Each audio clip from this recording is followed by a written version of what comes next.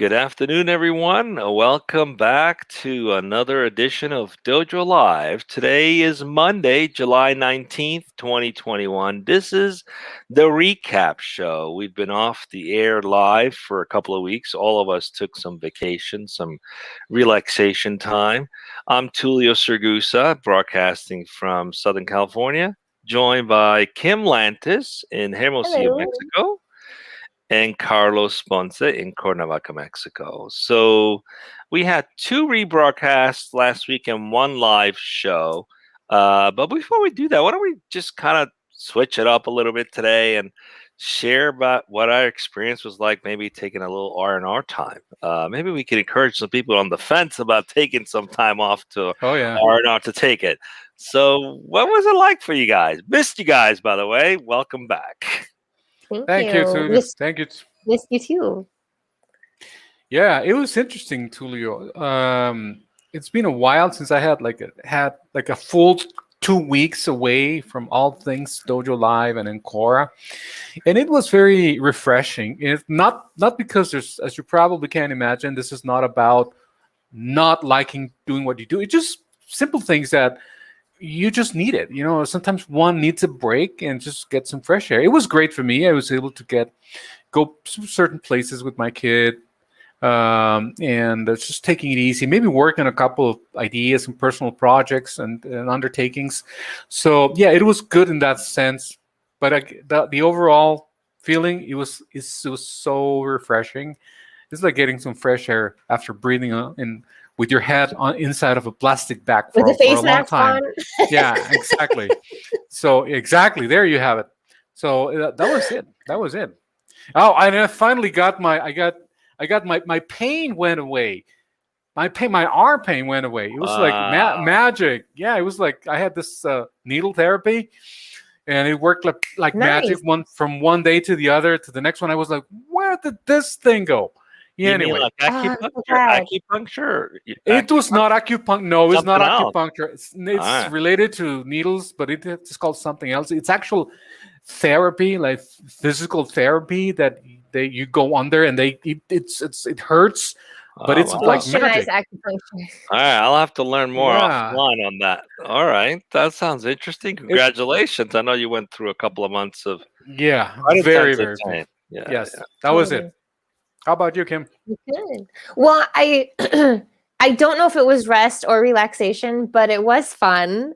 So for the first time ever, for those of you who probably don't know, Kim, originally from Montana, living in Hermosillo, Sonora, Mexico, we decided for the first time to take a road trip to drive to see my family. So it was really long. We clocked almost 8,000 kilometers on our car. So basically an entire year's worth of driving inside of less than 3 weeks. So so that was Wow. great. Yeah, well, we left from here. We got to go up through Arizona, where we hit up the Grand Canyon, of course, then into Utah. Saw my sister first in Powell, Wyoming. Did a couple hikes to Porcupine Falls, Paradise Falls. My girls were troopers, as were Mike and I. We're accustomed to very close to sea level. I think we're up probably 8,000 feet or something. So that's one factor. And then we have like our COVID bodies. So I was very proud of us to be able to make these hikes. I went over a natural waterfall, which was the coldest thing I've ever done. It's snow melt, so it's basically like plunging into a cooler with ice in it. It was Cool. awful. There was no ice. I don't understand how there was no ice, or how the texture of this pool wasn't like a slushy machine. But it was worth it. It was one of those like, I've done that once, but I never have to do it again kind of experiences. Well, I'll have then to we take a headed note east. of that afterwards. Then we headed because- east to North Dakota for my mom's celebration of life, which was bittersweet. And then headed south down through Wyoming, Colorado, and New Mexico. New Mexico was a pleasant surprise. I expected it to be sort of this ugly, flat desert, and it wasn't. It was really green, lots of farmland. Maybe it was just the time of year as well. And we hit up Albuquerque and did a Breaking Bad tour, which was really fun. Got to eat at Los Pollos Hermanos, which is actually called Twisters. Got our car washed at the car wash. The car didn't need washing, but we're geeks, so we paid the money to just go through it. All right, But it cool. was good. It was a good time. I have to take note of with this cooling fall because with all these heat domes everywhere, that might be it's like where do you go to cool off with all this Oh God, blistering heat? it's That's like I plunked in the water, and you watch the video, and it's fast. But I like it's so cold, Tulio, that like you fall in, and I'm like under the water, and I'm like had to like tell my body to move. Like you know what, you need to wow. get to the surface. There's people actually do that as therapy. They do these cold plunges. It's like Oh, the wing. What's his name? Winhoff method. It's called. It's like a hold rage. People actually take these ice baths. But it was really anyway, you pleasant. The hike survived it. was great. Yeah, I did. The hike was great, really Cool. easy, lots of wildflowers, super pretty. And it was warm enough outside that it's, after a minute or two of like getting out and drying off, then Yeah. it was fine. Didn't have any suffering hiking back out or anything. It was great. Nice, nice. Well, much like yourself, Carlos, I can't remember the last time I took an extended vacation where I literally turned off the phone, and I did, and it was hard because you guys know I never do that. So I did it, and it was great. And we went to Palm Spring, which was hot as hell. We were in this beautiful house with saltwater pool and all that, and it was just Hmm. great. It was exactly what its purpose was to just have nothing to do and just rest and relax. And after about 8 days, the kids were starting to get a little rambunctious from the resting and relaxing, and it was just too hot to do anything.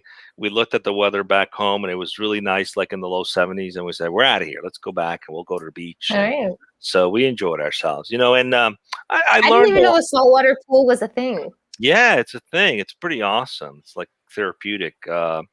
But it was very nice to relax and to do that and to disconnect. I didn't even do my blogs for the past 2 weeks, which is something I never stopped doing. So it was I time. brought I brought 2 books along. They stayed in my backpack. Sometimes you have to do that. Life goes by fast, and some days you wake up and you have things you can't do anything about, like health problems, right? They creep up on you, even when you think you're invincible. Truly, the truth. You wake up and you suddenly have some health issues that you have to deal with, and you look at yourself in the mirror saying, I keep doing this. I'll do this after. I'll do this later. And maybe later never comes. So you've got to do what you have to do to take Right. care of yourself, right? While you can. Because sometimes some things creep up that you're not in control of that take away the beauty of life. So take every day and enjoy it. So we've got like 2 minutes left for the actual recap. We had 2 rebroadcasts last week. One was with David Meltzer, who's a good friend and been a mentor to me for a while. It was Road to Happiness and Revenue with David Meltzer. He's the co-founder of Sports One Marketing, one of the top coaches in the world, actually. And the one thing I want to just remind everyone, if you haven't seen the show, check it out. But the thing that always stands out for me with David is this idea that whenever you have challenges, instead of saying, why is this happening to me? Oy vey, this is happening to me. You say, I get to overcome this. And it's a shift in context because it helps you to realize you have it within you to overcome it. No matter what it is, you can always overcome it.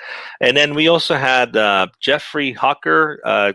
Carlos, did you have anything about that one that stood out for you? Work for impact? Definitely. I mean, I am a regular user of Upwork, which is a freelance platform for my illustration work.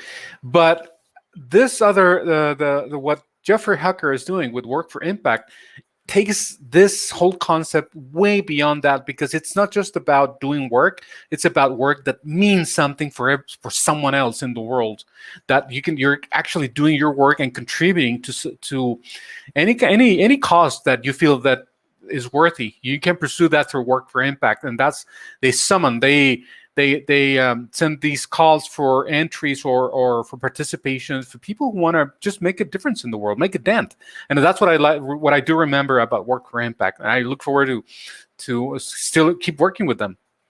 Excellent. And then we had a live show on Thursday. I came back, and it was my first day back with Amy Way, who's the founder and VP of Engineering at Stellar Cyber. Learned a lot about how to create an environment where all the assets across an organization can be protected from a cybersecurity perspective without necessarily replacing the existing investments. So they have a layer on top that unifies all these systems we all use, these individual silo systems that are necessary, and creates a better response scenario for across the platform, both with virtual sensors and even physical sensors when you're protecting physical property. So check out that show, Open XDR and the Future of Cybersecurity. That's really the next advancement of cybersecurity is XDR, which X means everything. So we're over time, but let's not forget to announce what we got coming up. What do we got coming up? Tomorrow, July 20th, we have Cody Eddings, the CEO and co-founder of Snap Refund. Topic, fast payments in slow spaces. Wednesday, we have John, this is challenging, folks. John Honcheri W, or something like that. I apologize if I didn't pronounce it correctly, but he's the CEO and co-founder and founder of Companion. The topic is AI, animals, and empathy. Animals, Kim. I hear dogs. You are a dog fan, Kim. And finally, cat. Mark. Yeah, exactly. I like dogs too. I like dogs, but if I had to choose, I'd pick cats. So would I. Dog guy. I pick hamsters. Okay, and finally, Thursday, we have Mark Rippon, the principal of Allergy, which is a platform to monitor real-time blood glucose monitoring. So that's what we have.